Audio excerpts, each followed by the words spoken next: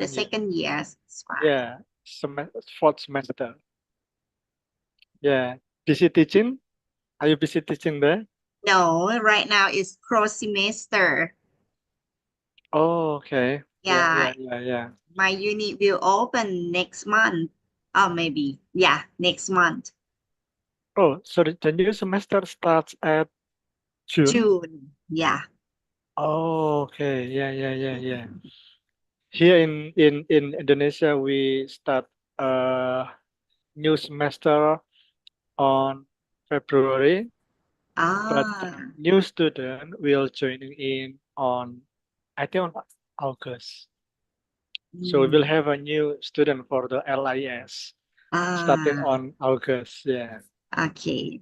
So right now I'm So so yeah. exciting to to know the number of our student in the first year for me, because right now just only 4 students applied. Yeah, Mm, we need more, but I don't know about the trend right now because in my uni, more students want to apply for education department right. because they want to be a teacher. Yeah, Okay. yeah, Yeah. Yeah. yeah. Let's see. So teacher role is more interesting for Thailand students. Yeah. Mm. Yeah. Hmm. So how's Thailand weather now? Is it Right now summer it's or raining. it's raining? Oh yeah, same Yeah, same with Semarang. Yeah. right. It's rain quite hard right now, and most no uh in my province right now we face with the flooding issue. It Mm, starts from the last year because the high level of the flood, the right, raining. Yeah, right. yeah. Let's see. Wow. Yeah. Stay Yeah, safe. yeah. But for my house and my office are safe. Oh, good. Yeah. Yeah. But there are some village there faced with the flooding right now. Right. Uh, Yeah. yes. Nilo, I would like to introduce you to uh, Ibu Yuli Rohmiati. Ibu Yuli is one of lecturer in LIS and here in Undip in Diponegoro, and there is also Wahyu Febi here. Wahyu Febi, how you can call her Febi. Febi will be our master of ceremony, Yeah, thank you. and we also have Aulia Fikri. Fikri is our technical assistant here. Mm, And also Pak Rifki here. So Pak is Mister. Yeah, we have Pak Rifki as well here. Rifki is one of the lecturer, and he is actually the lecturer for information literacy.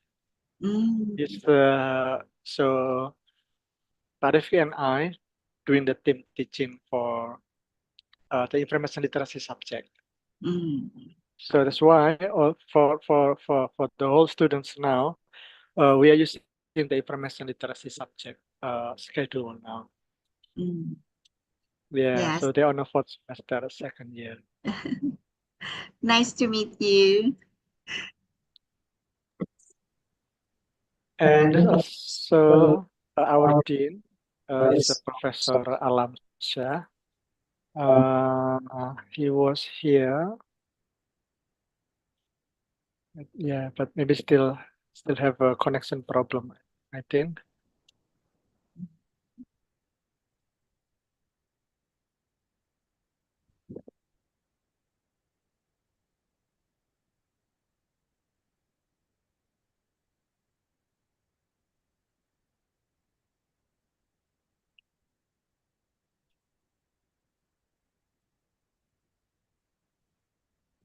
Fabi is our MC, Master of Ceremony. I think she will deliver in bilingual, if that's okay. I mean, so in English, also in Indonesia.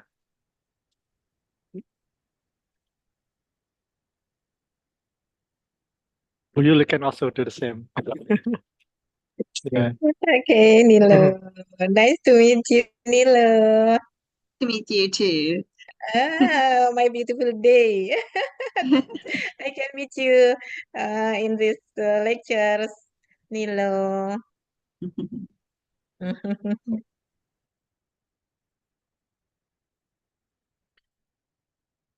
Hey Harry, may I ask you, all of your students can communicate in English language, right? Mm, the skill is is a very diverse. I mean, some of them are quite good Mm-hmm. with English. Uh, the rest is just the majority. Yeah, yeah, Yeah. Okay. No yeah, worries because I have some problems about speaking English as well because it's rarely used. It's almost yeah. 10 years right now. Oh wow. Yeah, Yeah, I speak Thai only at my university, so maybe that's I okay. will Yeah, slowly, right? Okay. yeah, yeah, yeah. That's okay. Yeah, yeah. And I also uh mentioned to the students that your your doctoral thesis is about also information literacy, Mm-hmm. and we have the same perspective that we are using relational perspective. Mm-hmm. So you have the knowledge and the experience about using the relational. So I think that will be a benefit for students to learn about relationals perspective uh, from other people, not just from me and from Pak Rifki as the lecturer. Okay. Okay, I think Professor Alamsa is ready. Okay. Okay. Thank Uh, you. Yeah. yeah, Good morning, Good morning. Mr. Mrs. Nilogon. Yeah. Yeah. Thank you.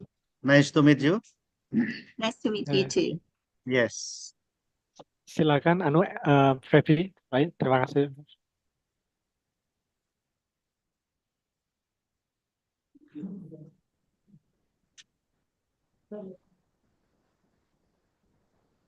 Good morning, everyone. To the Honorable Dean of the Faculty of Humanity, Professor Diam dulu Dr. ya. Alam Shah, SSM, Head of the Library and Information Science Program, Herianto, PhD, and all of participants. Welcome to guest lecture, Understanding the Relationing Perspective of Information Literacy. This event organized by the Library and Information Science Program, Faculty of Humanity, Diponegoro University. And joining us today, all the way from Chiang Mai, Lachapat, Thailand University, Assistant Professor Nilabon. I'm Fabi, and I have the pleasure of being your Master of Ceremony for today's event. Selamat pagi seluruh hadirin. Yang terhormat Dekan Fakultas Ilmu Budaya, Profesor Dr. Alam Syah SSMI, Kepala Prodi Ilmu Perpustakaan dan Informasi Herianto PhD, dan seluruh hadirin pada pagi hari ini. Selamat datang di kuliah tamu, memahami perspektif relasional literasi informasi. Kegiatan ini diselenggarakan oleh Ilmu Perpustakaan dan Informasi Fakultas Ilmu Budaya Universitas Diponegoro. Dan telah hadir bersama kami, Asisten Profesor Nilebon dari Chiang Mai, Lachapat, Thailand University. Saya Feby dengan senang hati menjadi pembawa acara pada kegiatan ini. Next, let's listen at the speech from Dean of Faculty of Humanity, Profesor Dr. Alam Shah. The floor is yours. Selanjutnya, marilah kita mendengarkan sambutan dari Dekan Fakultas Ilmu Budaya kepada Profesor Dr. Alam Syah. Kami persilakan. Yeah. Okay. Thank you very much, Mbak Wahyu Febriola Aminura. Ya. Bismillahirrahmanirrahim. Assalamualaikum warahmatullahi wabarakatuh. Yeah. Excellencies, the Honorable Special Guest Speaker, Assistant Professor Nilobon Vimol Sitichai from Chiang Mai Rajapat University, Thailand. Thank you for your join in webinar international seminar in Faculty of Humanities. And then the head of the Library and Information Science Study Program, Faculty of Humanities, Universitas Diponegoro, Bapak Herianto PhD, Sekretari Bapak Januar juga, and then our moderator Ibu Zuli Rohmiati PhD, yeah.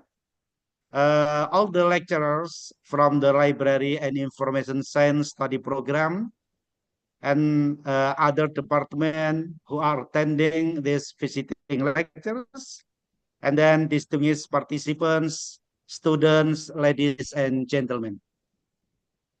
On behalf of the Faculty of Humanities, Universitas Diponegoro, it is my great pleasure to welcome you all to this guys lectures titles, Understanding the Relational Perspective of Information Literacy. We are deeply honored to have Dr. Vimol Sitichai, yeah, from Chiang Mai Rajabat University, yeah, with us today to share her insights on a topic that is increasingly relevant in the world of education and research. The relational perspective reminds us that information literacy is not merely a technical skill, but a complex and dynamic interaction shaped by contact, purpose, and social engagement. And then I believe this lecture will offer valuable perspective for both our academic community and our students, particularly in how we approach information use in teaching, learning, and research. I would also like to thank the organizing committee for their effort is making this event possible. And to all participants, thank you for your presence and enthusiasm. Let us make the most of this opportunity to learn and reflect together. With that, I officially open today's session. And then thank you again for Ibu Nilobon Vimol Stik Chai from Chiang Mai, Rajabat University, Thailand. Thank you. Wassalamualaikum warahmatullahi wabarakatuh. Waalaikumsalam Thank you. warahmatullahi wabarakatuh. Thank you for the speech, Professor Dr. Alam Shah. Before we proceed to the main session, let us take a group photo for documentation purposes. We kindly ask all participants to turn on their camera. Sebelum kita masuk ke acara inti, marilah kita melakukan sesi dokumentasi. Kepada seluruh hadirin dimohon untuk membuka kamera.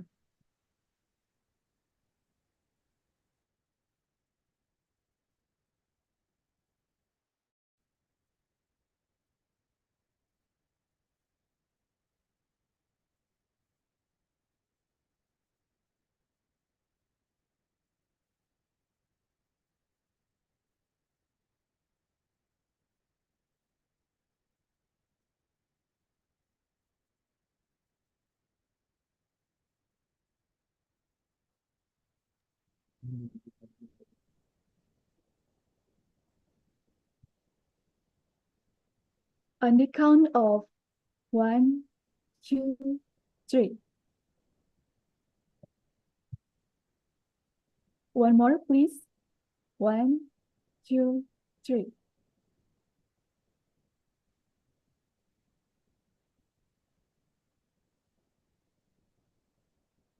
Okay, thank you for all of participants. Now it is time for me to introduce today's moderator, Dr. Yuli Esos, MSc. She earned her bachelor's degree from Pajajaran University, majoring in library and information management. She continued her master's studies at Gajah Mada University at the same field. She then obtained her doctoral degree from University Kebangsaan Malaysia, specializing in information science. Sekarang, saatnya saya mengenalkan moderator kita pada hari ini, yakni Dr. Yuli Rohmiati, SOS MSI. Beliau adalah alumni dari S1 Universitas Pajajaran, Program Studi Manajemen Perpustakaan dan Informasi. Melanjutkan studi S2 di Universitas Gadjah Mada pada program studi yang sama dan meraih gelar doktor dari Universiti Kebangsaan Malaysia, Program Studi Ilmu Informasi. Kepada Ibu Yuli, kami persilakan.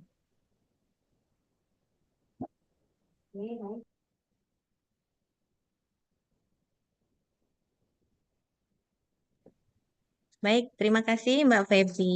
Oke, thank you Febiola. Thank you Prof. Alamsyah as the Dean of Faculty of Humanities. And nice to meet you, Nilo. Nice to meet you too. Okay. Good morning, everyone, all students, all participants. Welcome to guest lectures today. I am Yuli, Dr. Nilo, and I will be a moderator today. Before we begin, I will to introduce you the lectures today.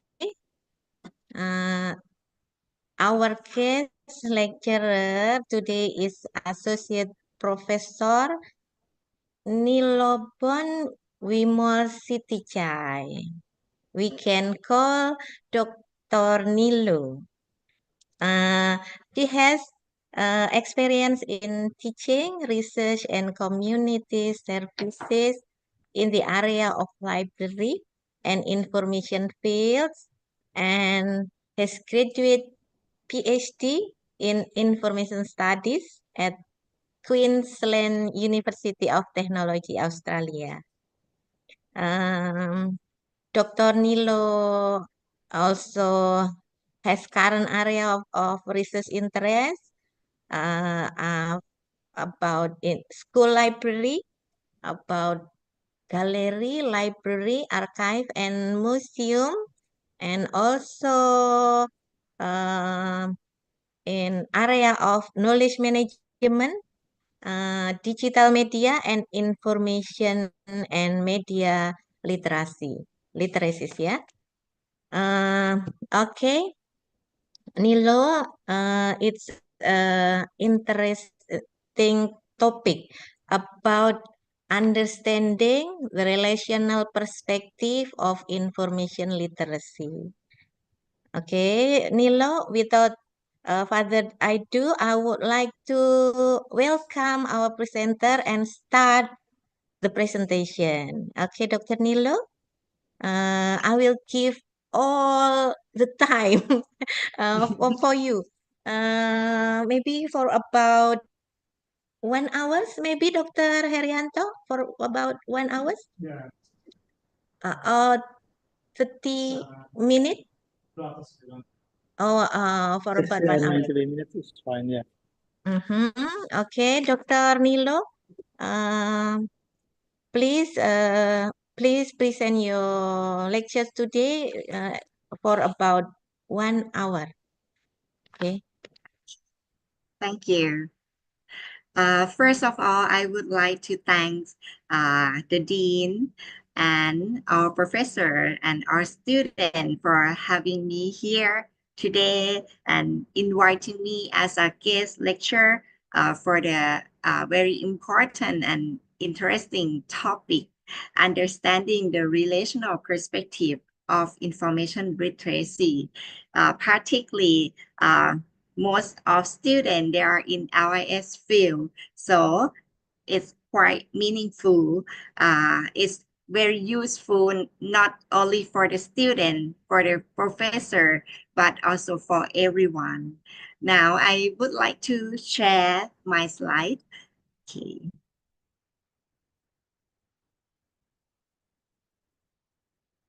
Okay. Can you see? Yes, Nilo. Okay. Wait a second.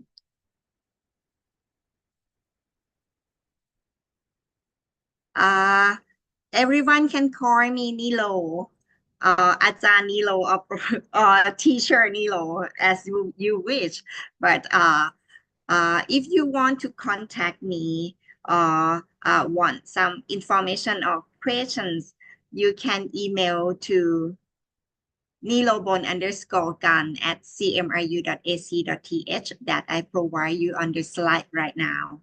And after the presentation, I will send the file of the presentation to Professor Harry. Okay. In case if you want information for research or to learn. And before we start, I prepared a slide for 4 parts. There are introductions, theoretical foundations, real-life applications, and challenges and future directions. I do hope that at the end of the session, students can be able to understand what the relational perspective of information literacy means and see how it's different from just a learning skill, uh, and know how information behavior changes based on context. And the last but not least, you might think about how to use this perspective in real life situation. Okay. Before we dive in, I want to hear from all of you. If I say information literacy or IL, what are the first 3 words that come to your mind? Can you use your mobile phone or computer to scan this QR code, or go to the menti.com website and use the code 44978215?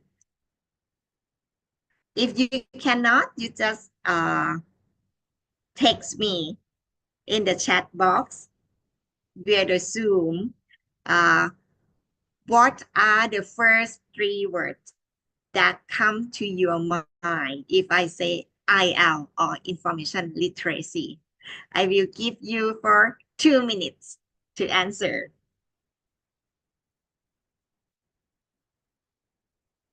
Okay. Can you see the answer right now?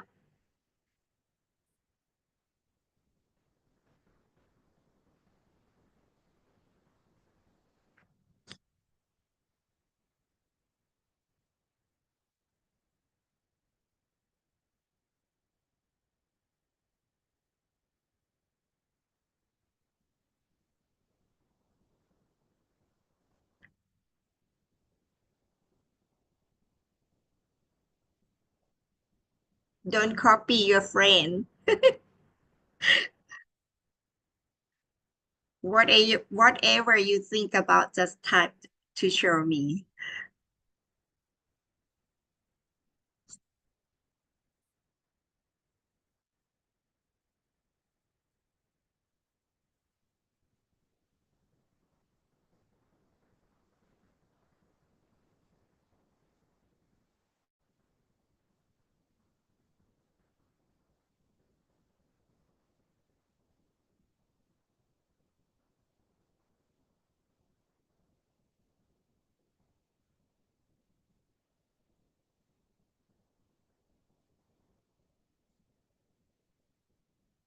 Right now there are 7 people. Okay, 8 been replying me.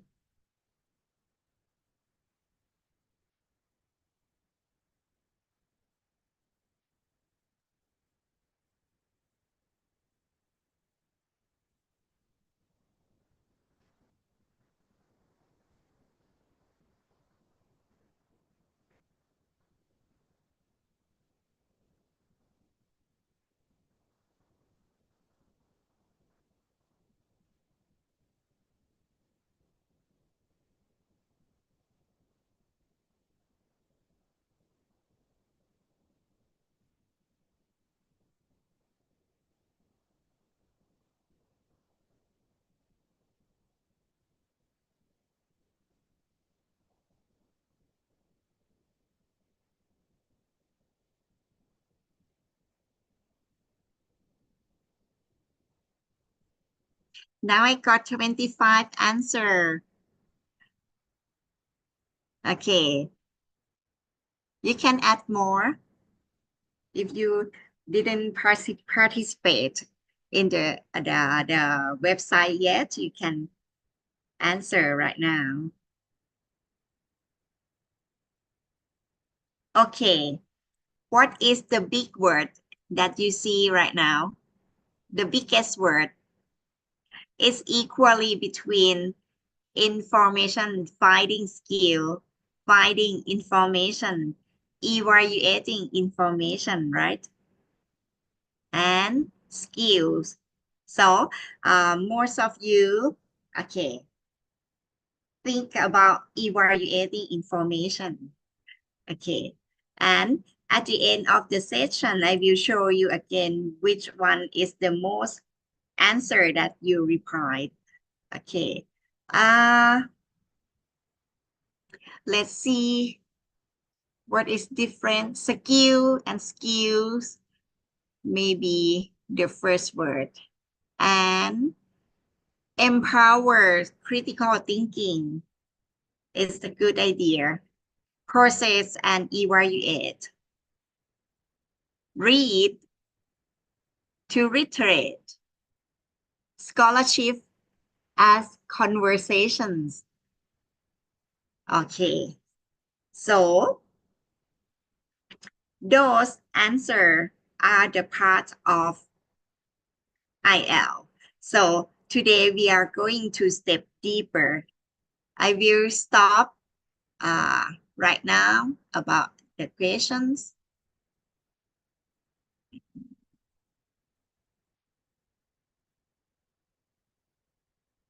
Okay. And move to the first part. So at first, at a first glance, I saw someone reply me about ACRL, right? Okay, I think everyone knows ACRL. It's Association of College and Research Libraries, right? And it's belong to AIA, American Library Associations, that is the biggest association in the ARA and provide the definitions of information literacy, like the abilities to identify when information is needed, the abilities to access, evaluate, use, and understand the legal and ethical implications when you use information. So from the answer, I didn't see you replied about ethical and legal, right? Most of you think about how to evaluate, how to find the information. So after that, we will talk a bit about this. For the meaning of IL, it clearly highlights that person abilities to seek, evaluate, and use information effectively and appropriately. Since 2003, I think everyone know UNESCO. They support the conference which developed the Prague Declaration towards an information literate society. So from this declaration, it shows that the creation of information society is key to social, cultural, and economic development of nations and communities, institution, and individual. So since then, the IL skill or IL is the new things and the famous thing that everyone should focus on. And the information literacy play a leading role in reducing the inequities within among the countries and peoples. So the use of information through multicultural and multilingual contexts promote tolerance and mutual understanding. So that's why it's quite important. Okay. And the UNESCO also depict that IR skill empower people with the critical thinking, which will help them to become independent lifelong learner. Okay, I think everyone know about lifelong learning, right?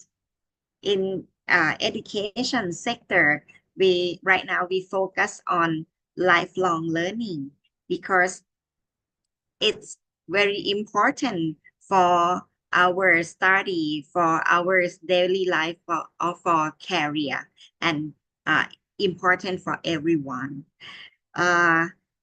This is because right now, in our global, we face with the information explosions that has become increasing. So everyone cannot learn everything they need. Like you cannot learn only 4 years to know everything. You must learn forever. You must learn uh, in your entire life. Like right now, I'm an old lady, so I still have to learn some information, learn about how to use tools, how to use AI in order to teach students, in order to adapt myself to stay in the disruptive world in nowadays. So the IR skill will enable people to apply the knowledge from the familiar environment to the unfamiliar. If you see this figure, okay, it's about the relationship between IL and lifelong learning. I cited from Bundy research. So if you see this, the information literacy is a foundation of independent learning. And when people can learn independently, they can learn like for lifelong learning. So right now I have a questions again. Just think in your mind, and what about why is IL is so important? Why IL is so important? Okay. The first reason is about IL is the solution for the data smog, because it's allow us to cope with the data explosion or information explosion. Data smog, do you know this word? Data smog? Okay. Data smog refers to the idea that too much information, which can create a barrier in our life.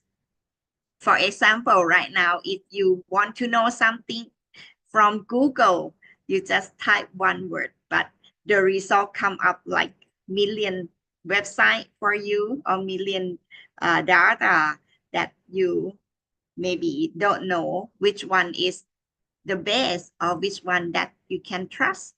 So if you have IL skill, you will get like the solution to cope with them, and help you to increase the proficiency in your education or even the economical purpose more effectively.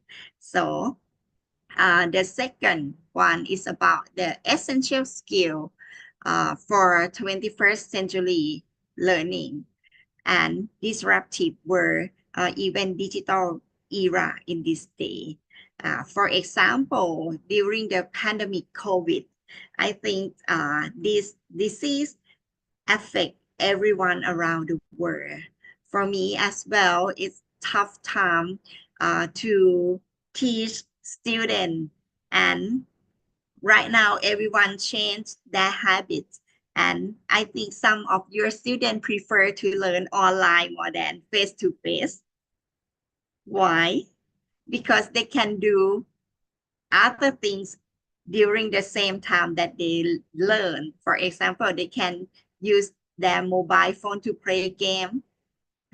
Really, they use mobile phone to search for more information that not only come from the lecture. So they can like compare, or they can discuss to the lecturer about the new idea that's come up from other source, not only from the lecture. Okay.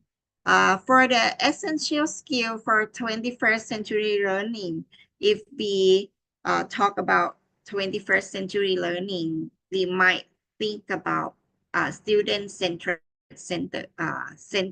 student-centered learning, inquiry-based learning, problem solving, and critical thinking. More than that, we might think about the proactive learning environment.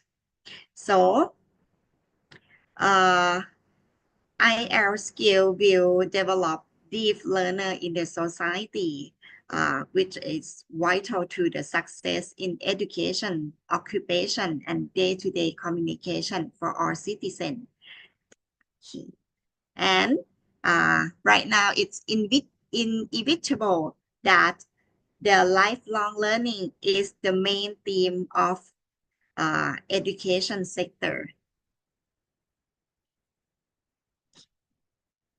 In the higher education sector, students are affected by the development of skill and knowledge in the IL. So, uh, this one I want to skip because I also talked about this before, I think. It's about the Prague Declaration, sorry, that UNESCO also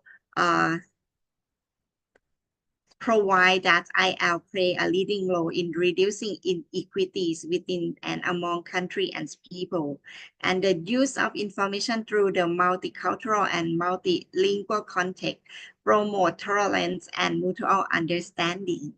Okay. Now we will move to the benefit of the IL skill for students, especially for the higher education sector. Scouts Jones provide that IL is the foundation for lifelong learning because it supports continuous learning across academic, professional, and personal contexts.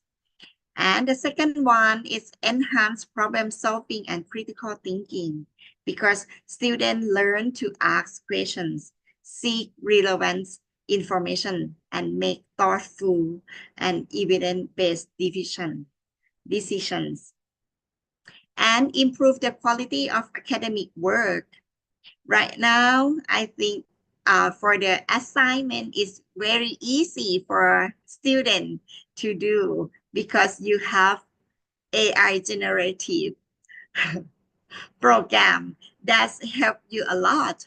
I have a first thought that when I study PhD in Australia, English language is a barrier to me because how to write and into like 400 pages is not easy for for native speaker to understand, right? But right now you have ChatGPT and you use it to polish your language, and it's like there's no pitfall in there.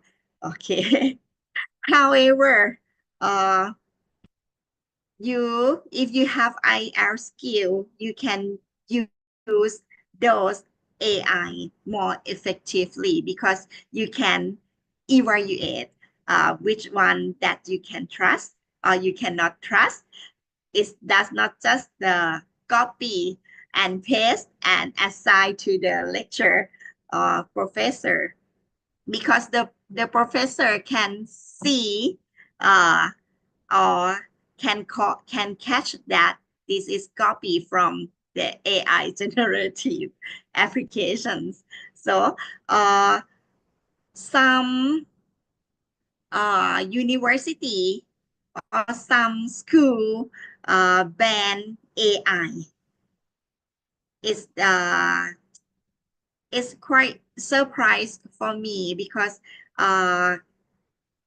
I listened to their conference from earlier, and they give some example that banning AI in school is a good practice for students that do not that they will develop uh, essential skill like reading and writing. However, it's um, inevitable that students uh, might use AI to seek information and do the assignment in their life. So the earlier committee uh, suggests that we should not ban the AI, but we should educate students in every single school to learn how to use AI, to have the IL skill in order to use AI effectively. Okay. And the next one, we will move to the qualities of academic work. If you have like a IL skill, you can access and use credible source, lead to strong argument, and well-researched assessment. The last but not least is about promote ethical use in information. This encourages academic integrity to proper citation and respect to intellectual property. But the benefits IL skill might affect the other career, for example, for employers. From the Wu research, he said that IL skill benefit to everyone to evaluate and use diverse information source. For the employer, they will have good information for do the problem solving and the decision making. So IL skill support for both work and personal life, and it is a foundation for lifelong learning as well. Okay. How can individual become an information literate person? Do you know how? Okay, I will provide the answer to you right now. Professor Yuli, want to Okay. answer this question? Okay. Okay. Um, maybe a simple answer, Dr. Nilo. Yeah. How I can I become literate person? Maybe the answer is by reading. Okay, by Dr. Nilo. reading. Okay, by some might say by asking my mom, asking parents, or something.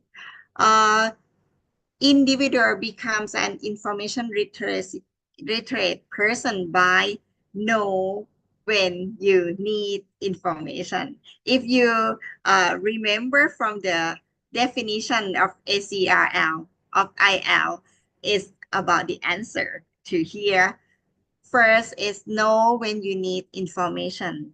The second one, find the right information and think carefully about what you find, communicate your ideas clearly, and use information legally and ethically.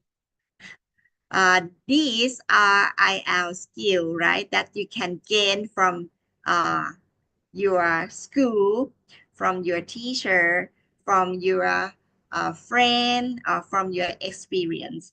For the IL, information literate person, they are, it's my easy to say that they are learn how to learn. They know how to learn, right? Because they know how knowledge is organized, how to find information, how to use information in such way that others can learn from them. And They are people to prepare for lifelong learning because they can always find the information needed for any task or decision at hand. Okay. Here, this is the answer. Okay. Thank you so much, Professor Yuli. And why the relational perspective matter? I have many questions today. And okay, in the past, information literacy has been taught as a set of technical skills. For example, searching, evaluating, citing, communicating clearly, or use information legally and ethically. This is called a behaviorist perspective or behaviorist approach. But nowadays, the information literacy is not just about the skill, but it's about how individuals interact with information in different contexts. This is known as the relational perspective. For the relational perspective, it can conclude that there are context dependent, socially construct, and a learning journey. Okay, let's see about the first one. Context dependence. It's a set of generic skills applicable regardless of situation or context. So it changes depending on the situation. Okay, for example, when you want to find some information to do the report, okay, and you stay at home, how can you seek the information, right? You might use Google, you might access to the OPAC of your university libraries, right? And then you have to keep thinking about that, what kind of report that you have to do for the assignment. What is the level of the report? Is dissertation? Is it thesis? Or is just the report from for some subject? Okay, so it's about the context dependence. And then about the socially construct, people's different way of experiencing using information to learn in particular context and setting. So it influenced by culture, discipline, or prior experience. For example, in my age, in my generation gap, I want to contact with other people through social media. And I saw we use like Facebook, but in my daughter generations, she's prefer to use TikTok. She's prefer to use Instagram. So it's influenced by culture. For me, I love to talk to people face by face and love to chat via the chat box. But for my daughter, she does not want to talk to other. She just want to talk to AI. So it's socially construct because AI provide the answer that suit for her. If you use ChatGPT, you might say, oh, it's a good idea to talk to ChatGPT because it's learned about the answer that you like. When you use ChatGPT, you can see that it's thumb up and thumb down to rate the answer that is provided for you and you like it or not.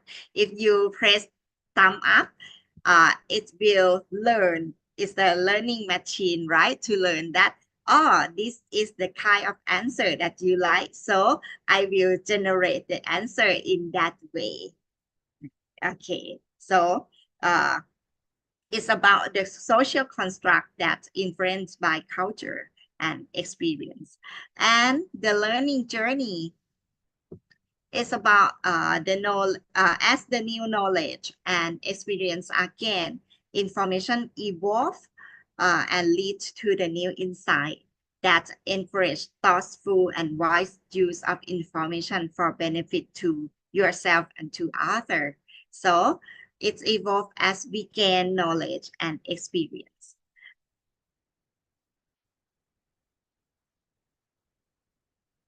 So here are the reason why relational perspective of IELTS matters. The first one, information is not neutral. This perspective recognizes that information is influenced by social, cultural, political, economic factors, or other factors. Understanding this can help us critically evaluate source and the purpose. And the second one is about learner-centered focus, because now we are in the 21st century learning and learning age. So the relational will see information literacy as deeply connected to learner identity, experience, and values. It's not just about but it's about how you engage with information in your life and your learning. The third one is about support lifelong learning. The relational perspective encourages adaptable and reflective thinking, preparing to handle diverse and changing information environment. Next one is about promoting critical thinking. It's moved beyond finding correct answer and encourage questionings of authorities, authorships, and the role of information in shaping knowledge. The next reason is about align with the real world practice in the workplace or in school or in everyday life.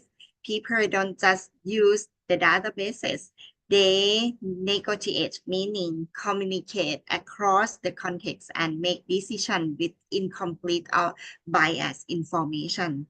The relational approach helps us to prepare for those realities.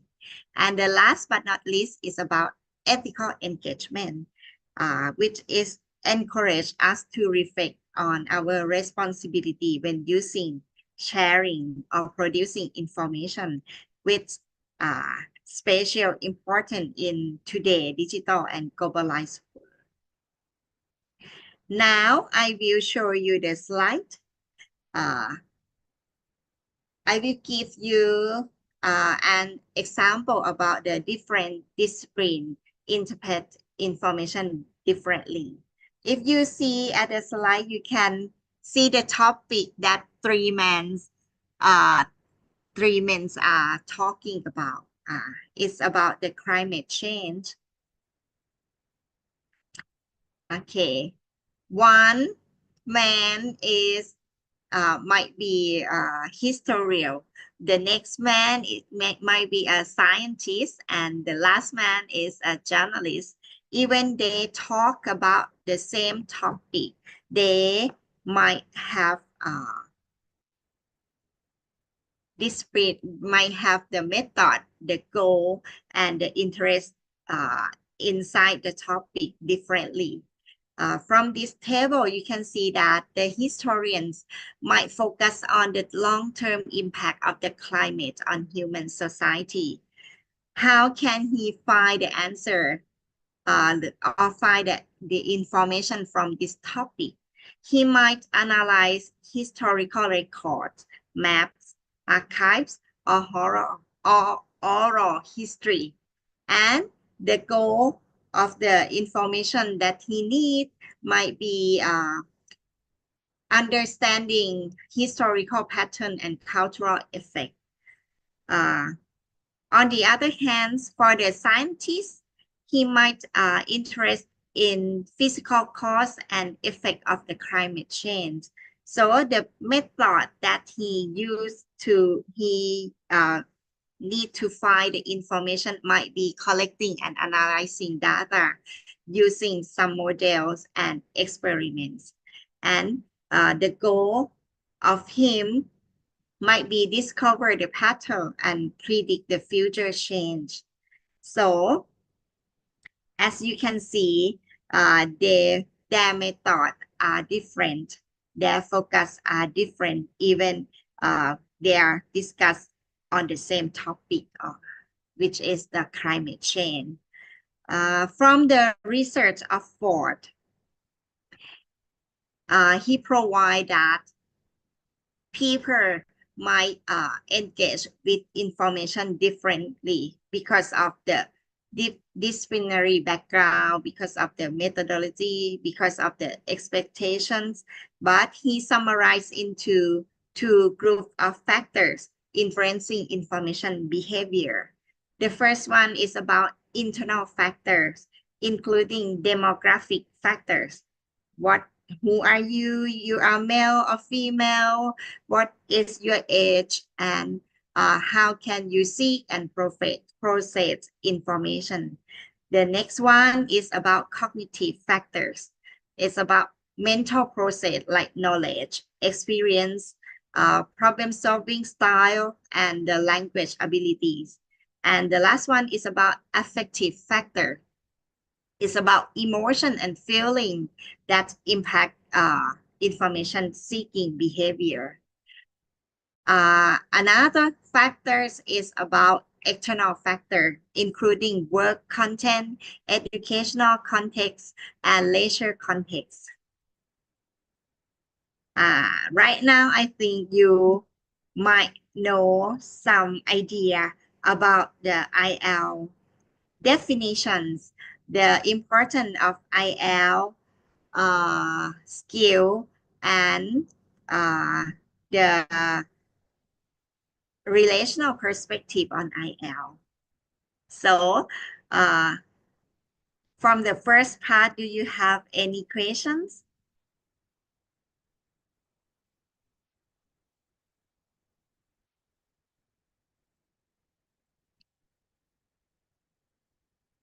Okay, if you're no one have no questions, I will move to the second part. The second part is about the theoretical foundations of the relational perspective. I think your professor might teach some to you or to you, particularly Professor Harry might be the expert one and better than me to teach you. So right now, I pick up some theories and model to show you. There's a lot of theories and model related to IL. The first one that is very interesting is about Big Six skill model. Okay, for the Big Six skill model created by Eisenberg and Berkowitz in the 19th century. It's quite long ago. They provide that there are 6 steps to become information literate person. The first step, it's about text definitions of what. First, we need to ask what exactly is the task. What kind of information do you need to complete it? Do you use information for make an assignment or writing a report or giving a presentation or solving a problem? Then if you know what is the task, you will move to the step number 2, information seeking strategy. Think about where to find your information. What are the possible sources? Books, website, or people are suit you to gather information. Then you decide which one are the most reliable and useful. Further step 3 is about where. Where is source? Where is the information in its source? You need to locate, and access to information. And then move to the step 4. For the step 4, it's about how can you use the information wisely. What parts of the source are most helpful for you? And remember that you have to take notes or give credit to your source as well. And for the step 5, it's about show. Now, put everything all together. How will you organize the information to make your message clear? Whether it's a report or a poster, you have to show what you have learned. And the last step of the Big Six skill model is about evaluate. You have to think, did you finish the task well? And ask yourself, what could I do better next time? This is the idea of the Big Six skill model. And another model is about information search process model from Cato. This model is similar to the first one, but Cato decided that the information search process should be horizontal, not vertical. And this researcher provide that there are 3 realms of experience. The first one is about affective or feeling. The second one is about thought or cognitive. And the last one is about action or physical. And this model comprises of 6 stages of the search process. You can see on the top here, initiation, selections, explorations, formulations, collections, and presentations. Okay. And the last one is about assessment. For the next one, there are a lot. It's about the model of stripping and pits we call react taxonomy. From this one, it's quite about the element. There are 6 elements from this model. The first one is about recalling, then explaining, follow it by analyzing, challenging, transforming, and synthesizing. If you look at the 3 model that I provide you, they focus on the process, right? And moreover, for this model, they design the 10-step process, design more process to help the student to develop the research project from the topic selection to the final products. You can see that there are on the right-hand side, the first one is about choose a broad topic, get an overview, narrow the topic, develop the thesis statement, formulate question, plan for research, find, analyze, evaluate, and evaluate the evidence, establish conclusion, and the final one is about create and present final products. And this one, I think is the famous one in UK and Europe because 7 pillars model is come from the Society of College, National and University Libraries in UK since 2004. The 7 pillars, if you look at the slide, you can see 7 pillars here. Recognize information needs, distinguish way of addressing gap, construct strategy for locating, locate and access, compare and evaluate, organize, apply and communicate, synthesize and create. So they are quite similar, but on the right-hand side, you can see the level here. It's about the level of information literate person that from novice 1 to expert. If you gain more, you will be an expert at the end. And the last one I want to show you, and Professor Harry as well, because the owner of the model is my supervisor.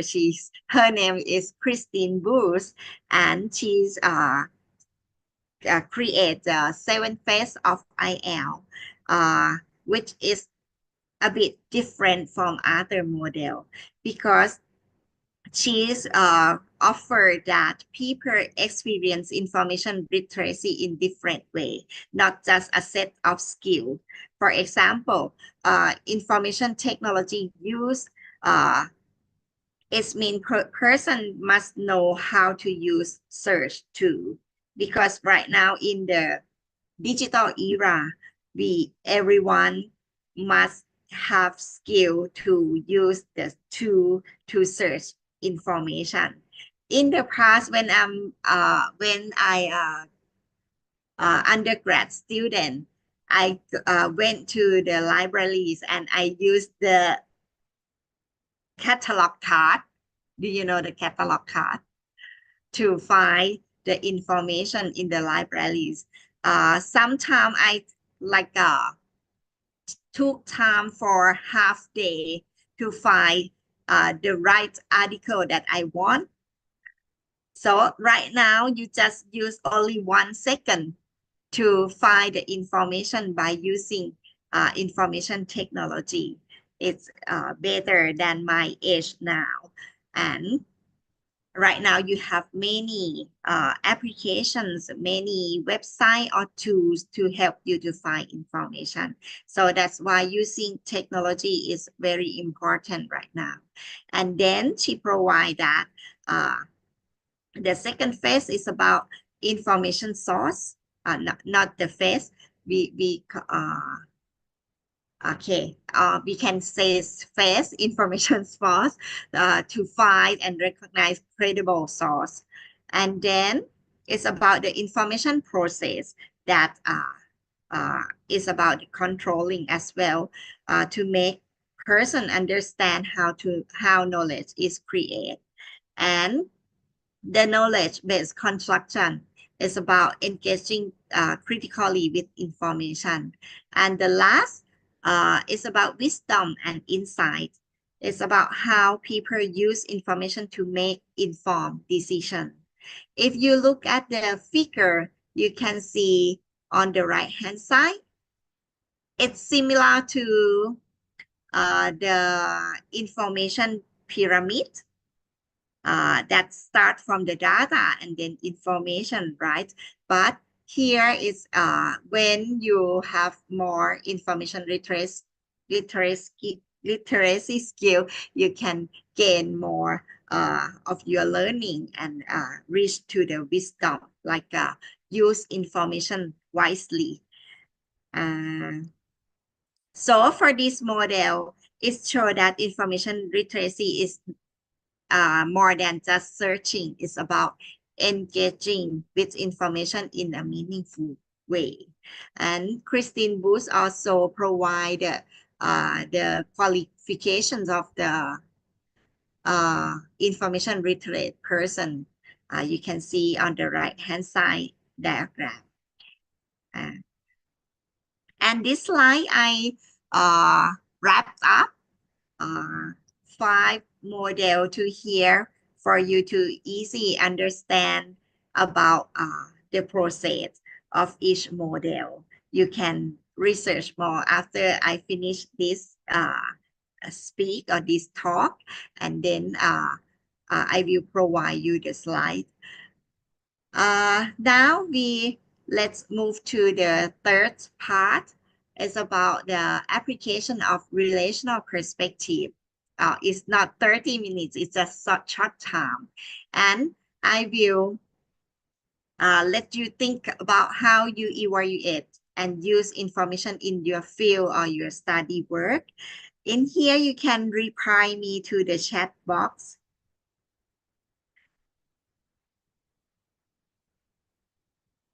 Okay. Okay, you can ask directly to me.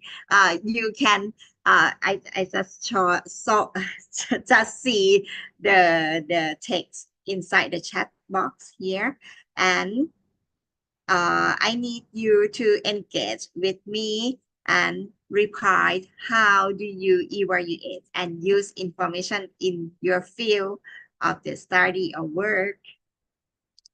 Hi, Friska. Okay. Okay, you said that you're aware of how information you consume every day that will affect your mindset and mental. Okay.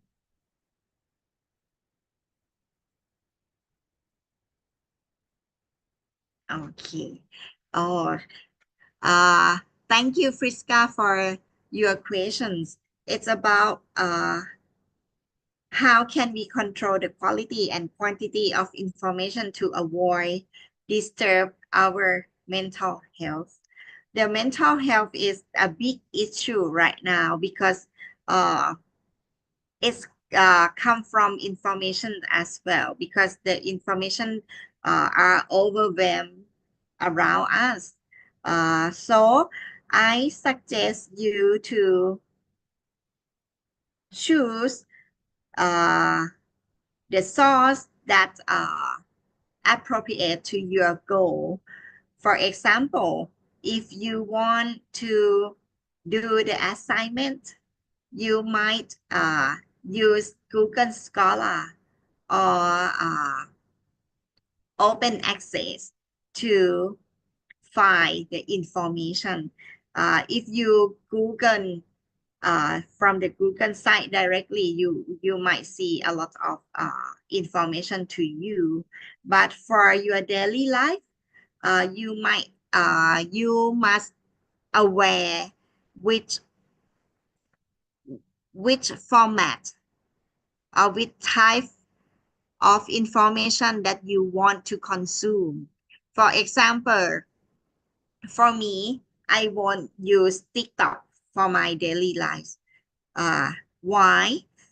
Because it's provide a lot of content that are not about the thing that we can use in our life or we cannot trust it. Uh, Moreover, the style or the format of the content in TikTok, it's about the short clip video. So it comes up with many things such as song, some behavior that show you, and sometimes you might see and in what we call the harmful information, for example, like a car accident. Uh, Even you don't want to do, but it's come up. So it will affect to your mental. So uh, as first, I suggest you to choose which format that suit for you. For me, I don't like to look at the reel in Facebook because if I look at it, it will waste my time and you will go deep to other uh, clip video. And when you realize might waste the time for 30 minutes or more than that. So uh, just pick up which one is suit for you. But for the academic, it's very easy to use. You just use Google Scholar or the website of the journal, uh, academic journal that you can trust. For example, you can find from the Scopus which one is the best in your field and you use the information from that. And for the AI generative, if you want to use AI, you need to learn how to make a prompt that's effective to your result. And the another one is manage your monitor time. Uh, So in daily life, I believe that if you are a student right now, you might stay on your decks and use internet for whole day or whole night, but you have to separate or manage the time to uh, to do other activities more than stay on in front of the monitor. It will help you.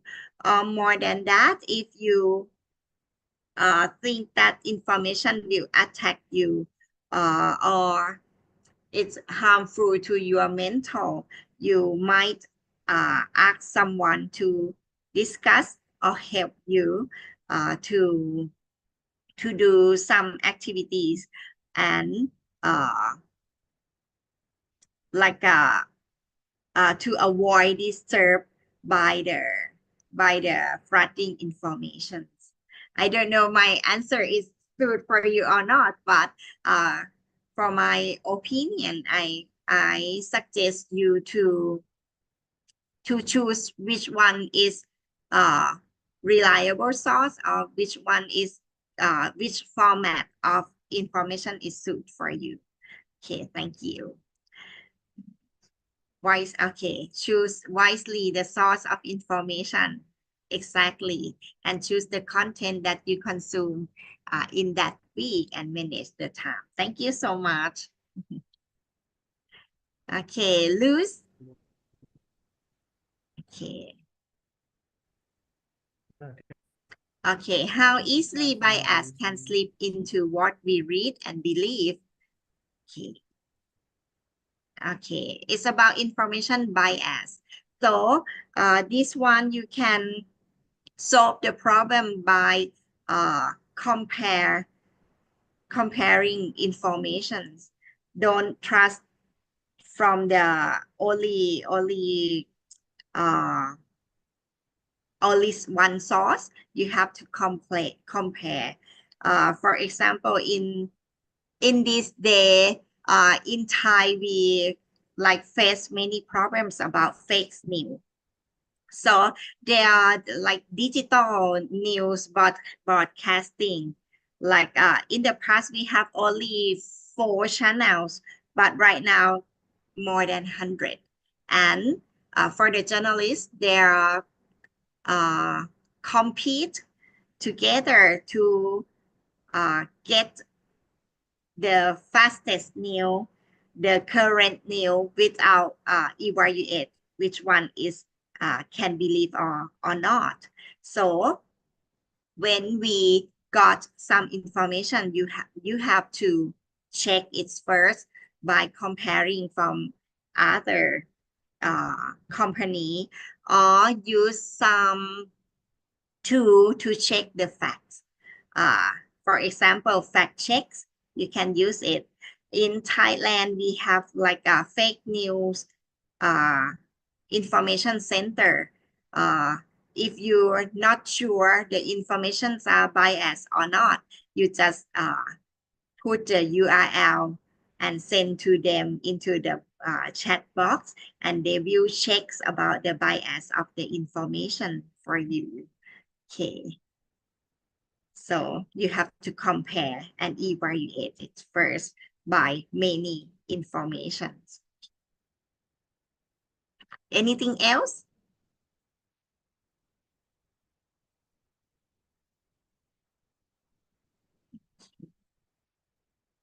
Okay, Adrel. When a person experiences significant life change, okay. Okay.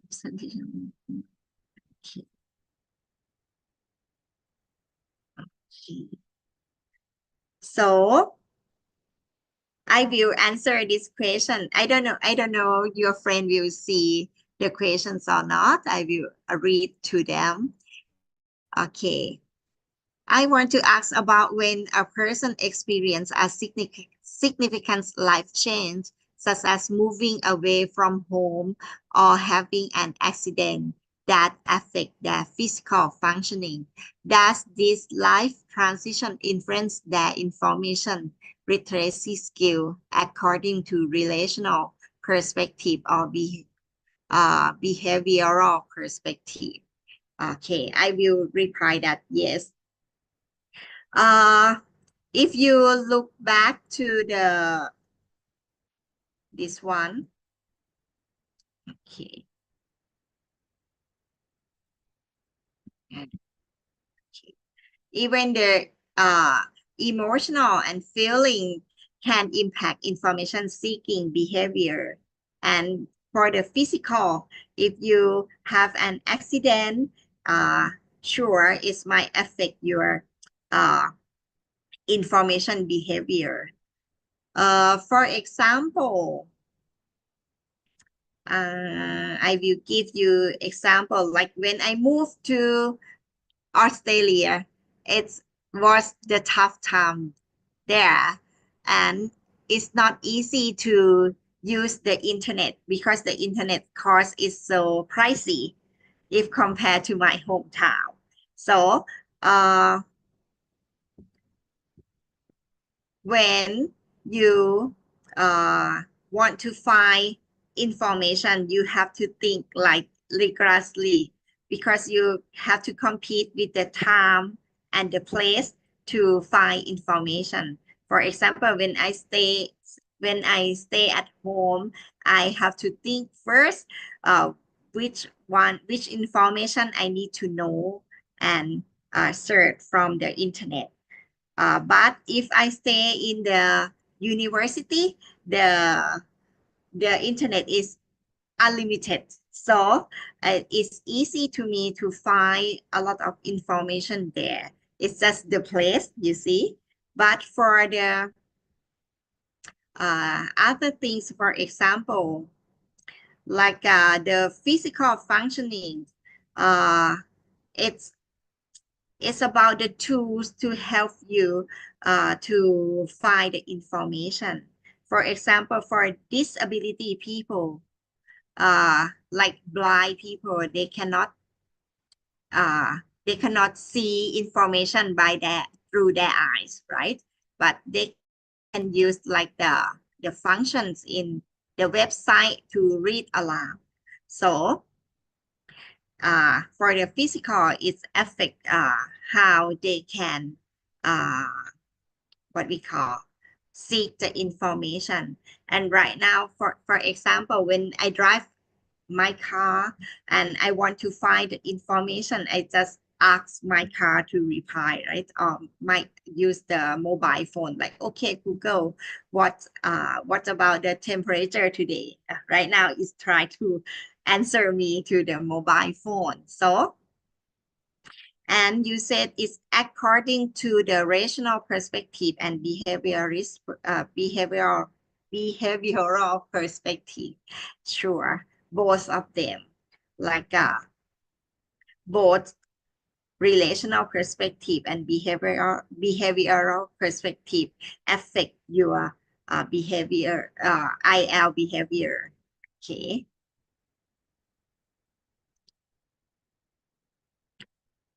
Okay, we have like one part to go. Okay, it's about applications of two parts to go. Sorry, it's about application of relational perspective. Uh, if you see from this slide, you might see many carrier on it. For example, on the right hand side, you can guess there are student, and at the middle might be doctor or scientist, and on the right hand side might be the journalist. Okay, and if you compare uh, to the real world example, you can see that the first year, are you the first year? Oh, no, the second year student, right? Okay, I will ask you to think about the first year of you when you find information to do the assignment. And right now, how is it different? Is it different? You will use the same skill, right? To find information. You still use the same skill of IL, but the level that you engage with information are different. For example, here, for the first year student might see information literacy as finding source for assignments. But for graduate students, they might see it as participating in scholarly conversation. It's different. For the fourth year of you might be learned about how to do the LIS research, right? Have you provided this subject? Will you learn this subject at the end of the last year? For my student, in the first year, they just study about IL. And then at the last year, they have to finish the research, one research that related to libraries and information science. So the method, the approach that they use information are totally different. And for the example of the health information, for the doctor and patients, they are also use information differently. For the doctor, they might use textbook, they might use journal article to find the new or the novel informations in order to find a way to cure the patients. On the other hand, for the patients, they might look for the health information in order to get the suggestion to recover from the conditions. For example, when I caught the COVID-19, I stay at home. So in the terms of patients, I Google for the symptom, how can I recover from it? That time is tough time, right? Some countries are not allow people to go outside their house. So for the patients, they have to like stay separately. So we stay with the internet and try to find which way can help us to recover from it. But if you are in the bad condition, you have to call the ambulance to pick you up at home and go to see the doctor. So at that time, there are many like companies or the institute to help patients like you can consult them via phone and ask them how to make your conditions better uh, and recover from the disease. So here you might see the example that every single occupation might use information differently. So to sum up from the case study, you might see that information engagement is not one size fits all. So professional process information in diverse way. And there are many factors influence the IL engagement, information engagement, such as cognitive load, prior knowledge, and digital habits. More than that, it's about misinformation in the digital environment. It's quite challenging in identifying credible source, as your friend asked me that you face with overwhelmed information and how can we cope with it. And the first one is about context matter in source evaluation. It's about the trust depend on format, platform, and intent. So we will go back to this. It's similar to the question that I asked you last time. How can you learn to evaluate information source? How can you learn? Learn from your parents? Learn from your lecture? Learn from your friends? Or learn from your workplace? There are many ways to learn how to evaluate information source. For example, you can learn by learning evaluation framework by using the framework, and might be practice critical thinking, reflecting and discussing with your friend or your peers, using fact-checking tool, or engaging in the real-world scenario. Because information literacy is relational, so people develop the literacy over time through the practice, reflection, and interactions. This is the last part of me today, is about challenges and future directions. For the IL, there's many challenges right now because of the digital eras, the overwhelming informations, the information flooding, and the disruptive world right now.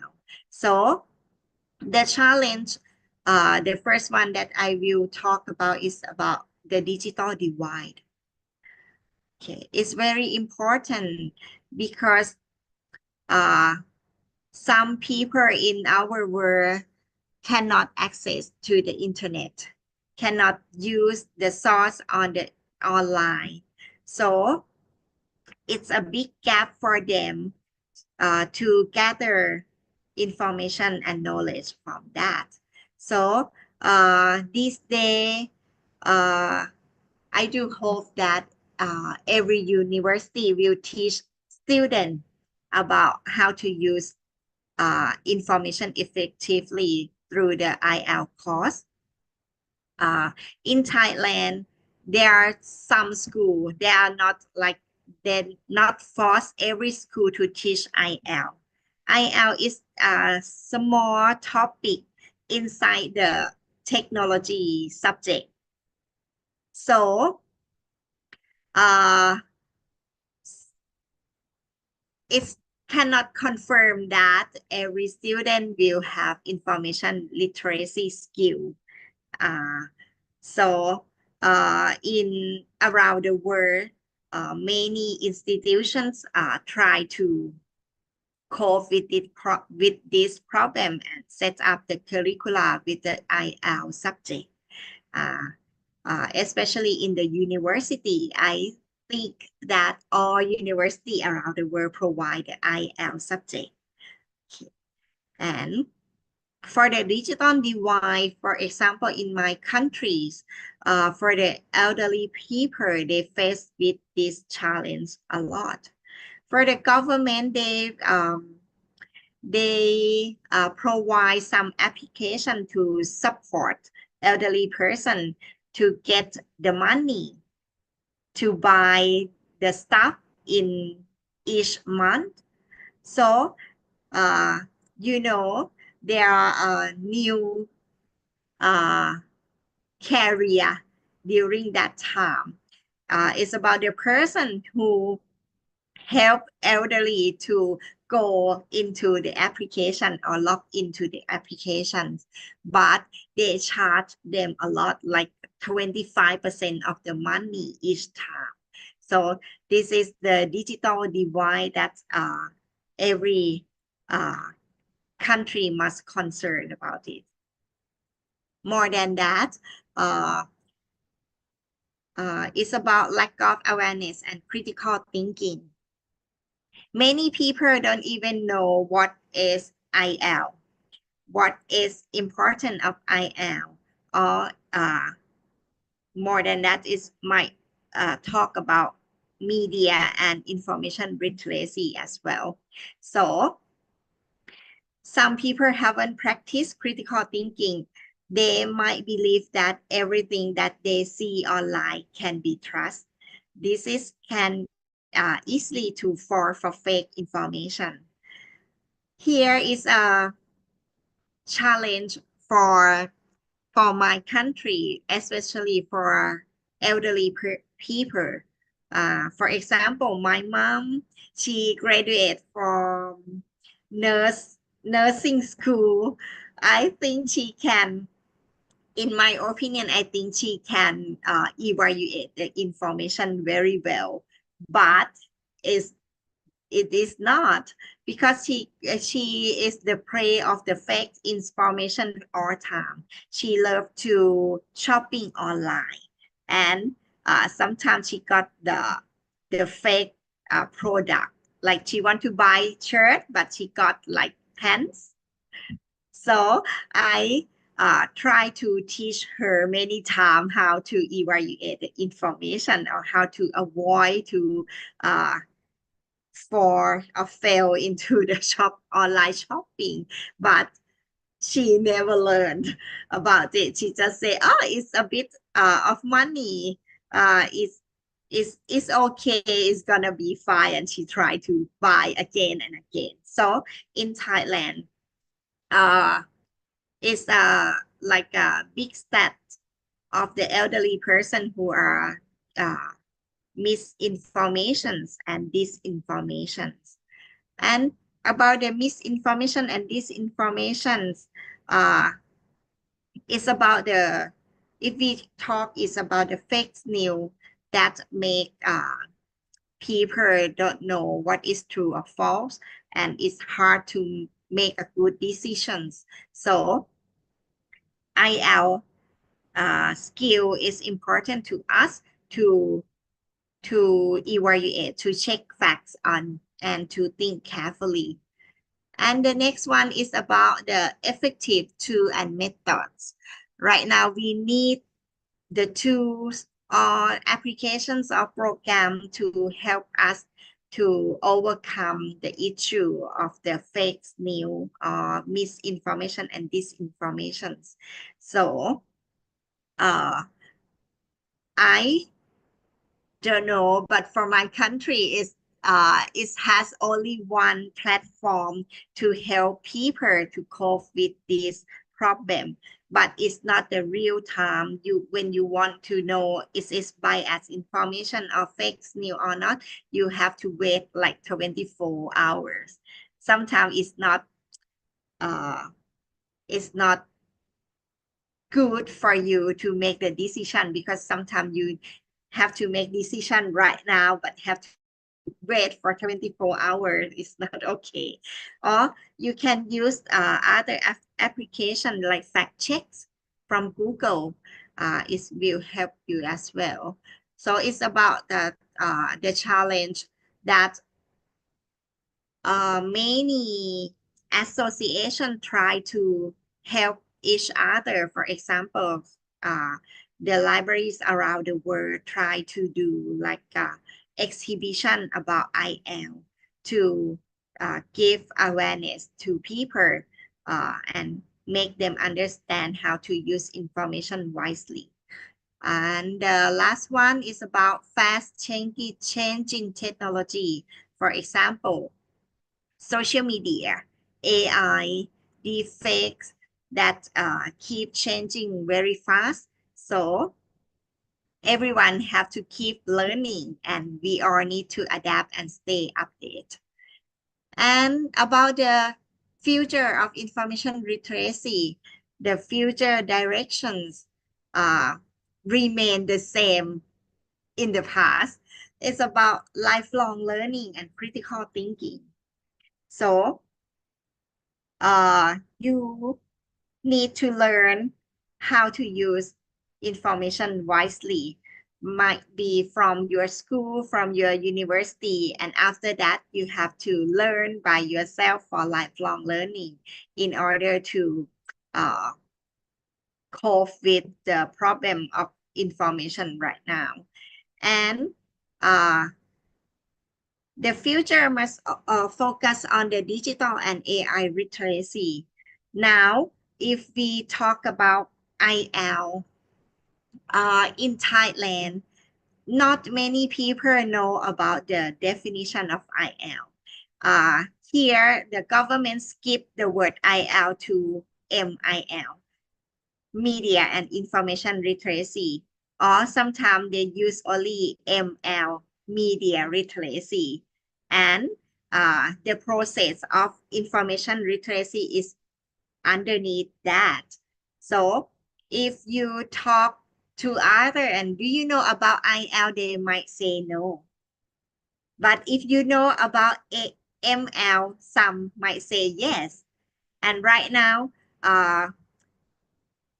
in Europe, they changed the word IL, MIL to transliteracy. Have you ever heard about this?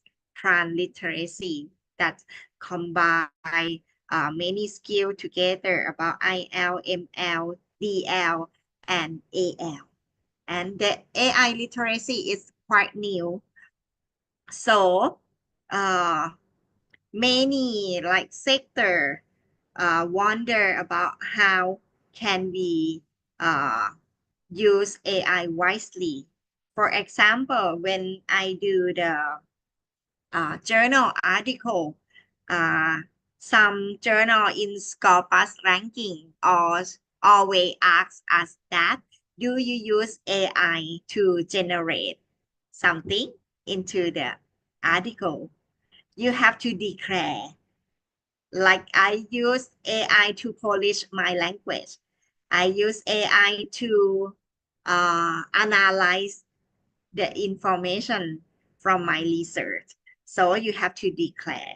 Some journal not accept uh, the paper that generate from AI, even you translate the language from one language to other language. So you have to like be careful about using AI in your academic work and teaching student. Okay, for the digital and AI literacy, I do hope that every educational sector will teach students to navigate platform such as TikTok, YouTube, and social media critically. The next one is about combating misinformation. So it's about emphasize how to spot misinformation, disinformation, and deepfakes, and integrating fact checks and source triangulation into education. Next one is about contextual and relational learning. So we have to acknowledge that information behavior varies by culture, professions, and personal experience, and support learner in understanding how context shape credibilities. And next one is about equities, diversity, and inclusions. So promoting awareness of whose voice are amplified or silenced, and teaching students to consider power, bias, and access in information system. And the last but not least is about information ethics and civic responsibilities. So uh, it's about encouraging responsible participation in digital spaces and address privacy, data rights, and ethics of information sharing. This is the example of some project. It's called Supercharged by AI. Have you ever heard before? You can Google Supercharged by AI. It's produced by Tactical Text and Density Design Lab. It's similar to ChatGPT, but the database inside was evaluated by more than 100 educators. And what about people in the education sector help each other to screen the information that will provide or generate to you. So it's very interesting one. Okay. And this one is if you go into here, it also works as well. It's about the data detox kits. It's about the learning website for even teacher or normal people or individuals who learn about AI, how to use AI wisely. Okay. Okay. I think all of information that I provide to you is overwhelming as well. Might be too much for you for today, because if we talk about information literacy skill, you might have to learn for one semester or more than that, right? And today I give a talk only one hour, oh no, almost 2 hours. Sorry. And it's about the foundation. It's about the a bit of knowledge that I know. So today I'm very happy to talk to you, and thanks you for the the good attention. And do you have any questions for today? Okay. Okay, thank you, Dr. Nilo.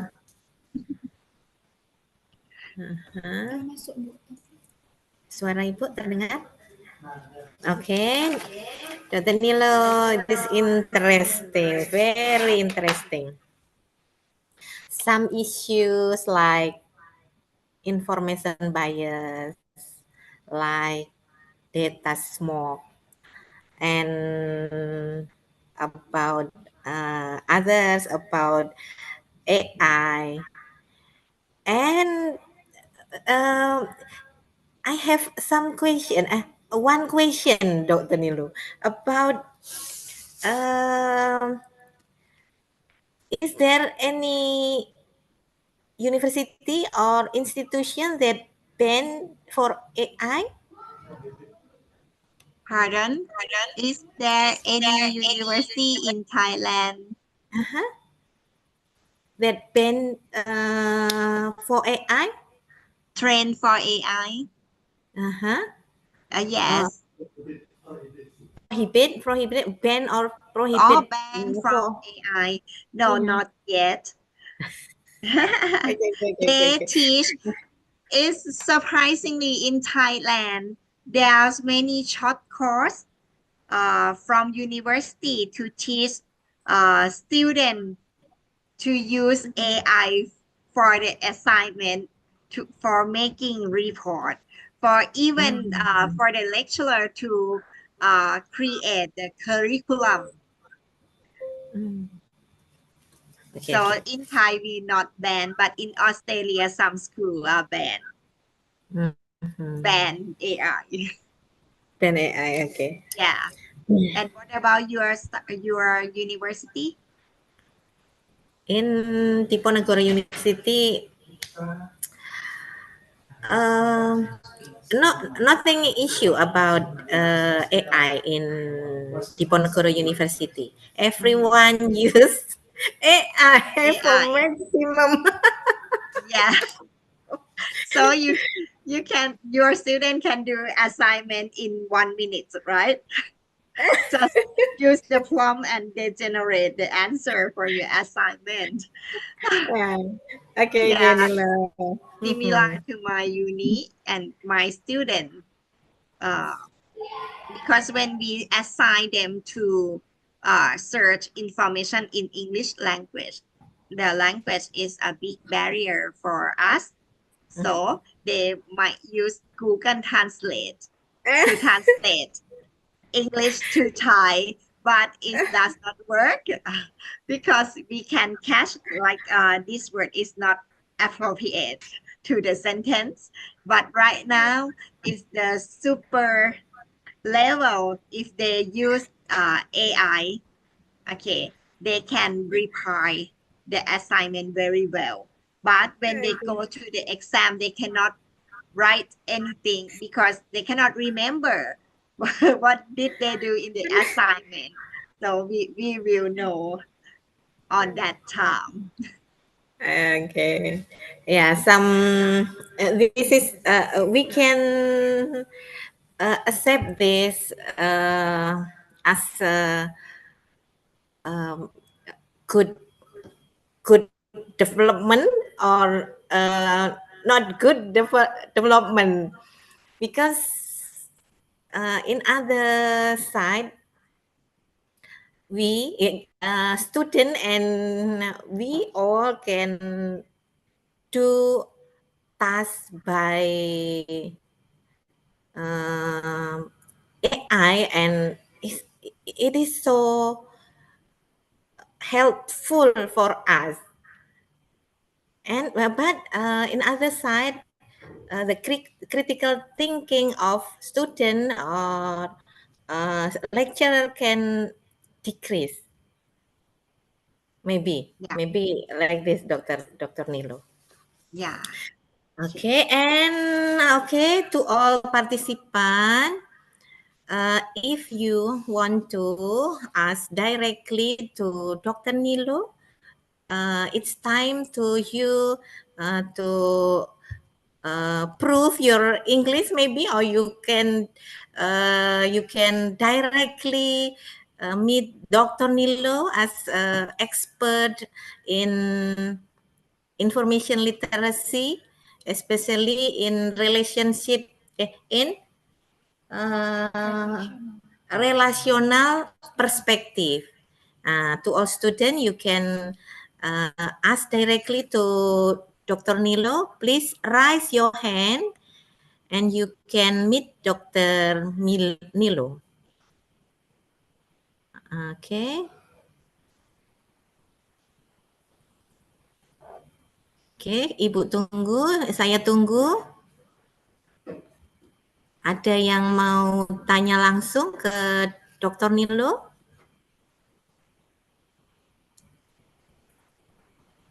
Halo? Oh, tak ada. Okay. Okay, I will. Okay. Tak ada. Baik. Do you have any questions?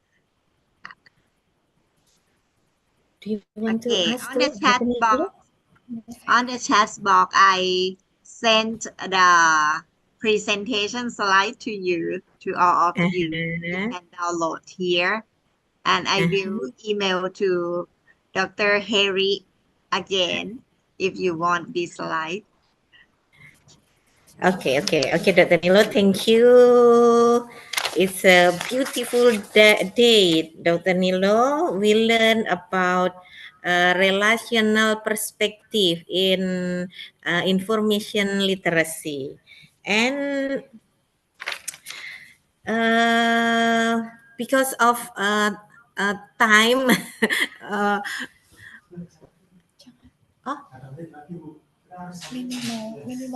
oh, okay.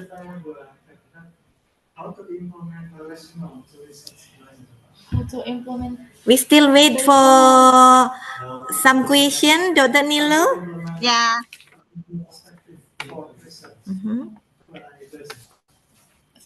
Okay, please, if someone who want to ask directly to Dr. Nilo, okay, please raise your hand. Okay, Phoebe, please.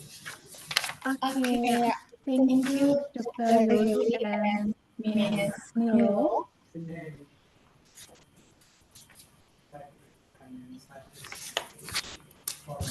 I want to ask about how to implementation this perspective relational in research, Dr. Nilo. I'm sorry, Miss Nilo.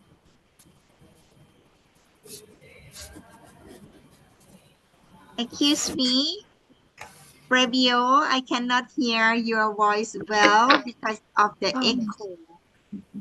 Okay, I'm sorry. I want to ask you about how to implementation this perspective relational for the research. Oh, for the research, right? Yeah. Okay.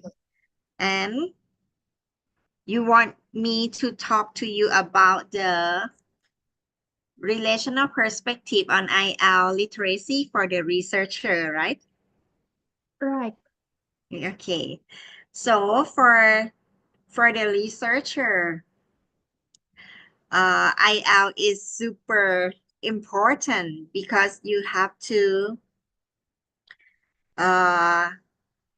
evaluate many sources rigorously because as a researcher, the goal or the objective of you is to find what exactly information will come up from your result, right? And then it's about how to use the appropriate methodologies, the tools that suit for your research questions. And then uh, if you have the rigorous methodologies, whatever the result come out, you have to find the evidence and show or communicate clearly that your evidence is what is novel, is same, or is different from others. And the important thing is your information will, what is the impact of your information on your target group. For example, if you want to find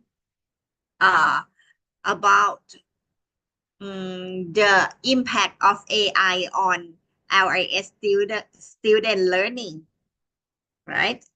What kind of impact? And have you proposed the questions like rigorously? It's cover every factors that you want to know or not. And then try to find the support evidence from other researchers. So the way is you have to find the reference, the citations that are reliable, and importantly, you have to have the strong theoretical foundation that will support your idea. For me, when I study PhD, I'm quite a dull people because when I study in master degree, I study in management of information technology, and for the tracks is not focused on the research method, but they focus on the practice. So when we write the discussion is a big problem for us. When I study with Harry, many professors like shape our mind and gave our a lot of technique to communicate to others. Like if you see something different from others and you got the different result from others, you have to say why it's important, it's different, and how it will impact to others. Okay, so right now I think it's not hard for you because you have a lot of tools, text to guide you and to help you. For example, if you use AI, you can ask them to find the pitfall or the errors that come out from your result, and which one that you have to add more to implement the information to make it more better. Okay.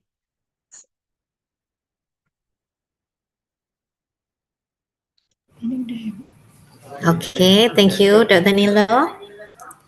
And and maybe any student want to ask? Okay.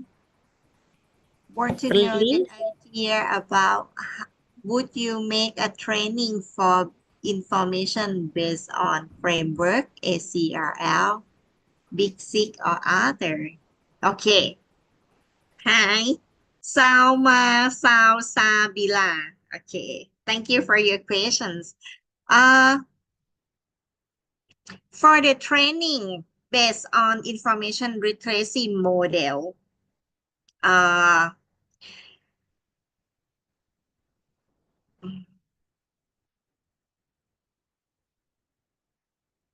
wait a second, I want to know. There is an assignment that forces us to make training, but I don't have really good idea to implement the framework. Okay, I see. So,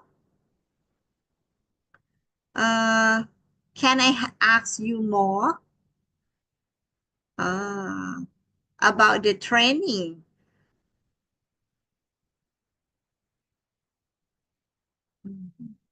That you want to implement to it mean that uh, for the framework uh, there are different kind of framework, right? And it's might suit for specific target group. For example, in Thailand, many researchers provide or create the IL model that's specific for their student. So for you, for your case, if you want me to advise you that which one uh, can be used for you or not. Harry, Harry, can you help me for these questions? Yeah. I get about the idea. He want me to do the training, or he want me to pick up one model, or I think the questions, yes, I think the question is about whether she can use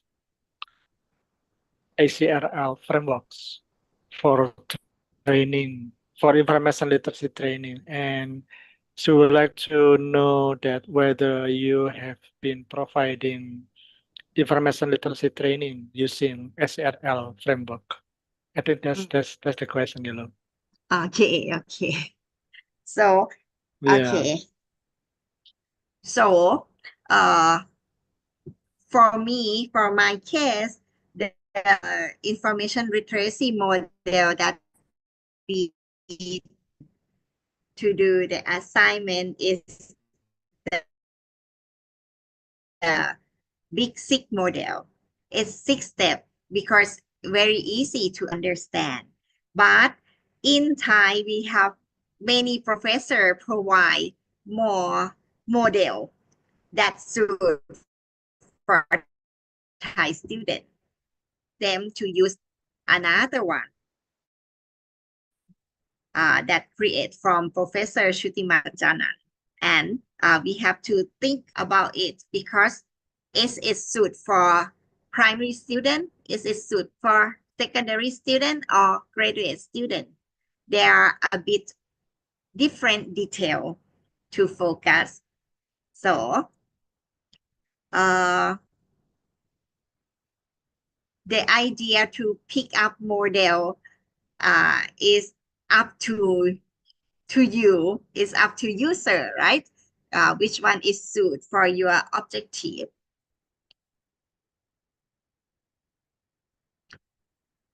So for me, I cannot pick up for you which one is suit you. So you have to choose by yourself which one is easy for you to follow, which one is suit for your type.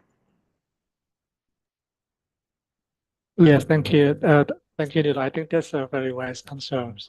Uh, among the frameworks from the information literacy, we need to understand it first, and then we then decide which framework will be used for our training purposes.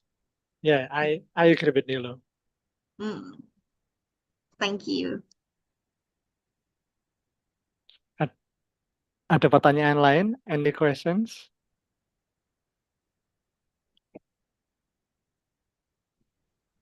So Nilo, is there any master degree for library information science in Thailand? Uh, I can not remember how many, but there's might be more than 10. That's a lot, yeah. Yeah, 10 university provide a master degree in LIS. But from my university, we didn't provide. We have like lifelong learning uh, track for the master degree, but it's under the education faculty. Okay. Bu Yuli, lanjut. Okay, Uh-huh. Dr. Harry, Dr. Nilo, thank you so much. It's interesting, Doctor, yeah. And I will say thank you in Thailand language. How I can say thank you in Thailand language, Dr. Nilo? ขอบคุณค่ะ Oh, it's so difficult. ขอบคุณค่ะ Okay,ขอบ maybe คุณ we must going to Thailand to practice our language, Thailand language, yeah. Okay, Dr. Nilo, Dr. Harry, and all participants. Finally, we have reached the end of this presentation, and I would like, I would, okay, I would like to say thank you to Dr. Nilo and all participants, yeah, for the great lectures today. And to all participants who has some question to Dr. Nilo. Thank you so much for your attention and have a great day to all participants. And I give back time to Feby as a master of ceremony. Thank you so much. Okay, thank you. We would like to express our sincere gratitude to our speaker, Assistant Professor Nilbong, for the insightful lecture, and to our moderator, Dr. Yuli Rohmiati, for guiding today's discussion. Thank you also all participants for joining and actively contributing to the discussion. And we hope this session has been valuable and enlightening for everyone. See you at our next guest lecture. Don't forget for student participants to fill the attendance in G form at the chat room. Good afternoon and thank you. Terima kasih kami ucapkan kepada narasumber kita, Asisten Profesor Nilobon, atas pemaparan yang sangat menarik, serta kepada moderator Dr. Yuli Rohmiati atas jalannya diskusi yang luar biasa. Juga kepada seluruh peserta yang telah bergabung dan aktif berpartisipasi. Semoga materi hari ini bermanfaat dan menambah wawasan kita semua. Jangan lupa kepada mahasiswa untuk mengisi presensi yang ada di G-Form di chat room. Sampai jumpa di kuliah tamu selanjutnya. Selamat siang dan terima kasih. Okay, bye. Terima kasih. Thank you so much, Nilo. Thank you so much, Thank Nilo. you, Harry, as well. Yeah. Thank you Yeah. so much. I just sent message to Uti and she said hello to Uh-huh. you. Yeah. I will chat to Yeah. her as well. Yeah. Yeah. Thank you. Have a good day, Nilo. Thank Have you a so good much. day too.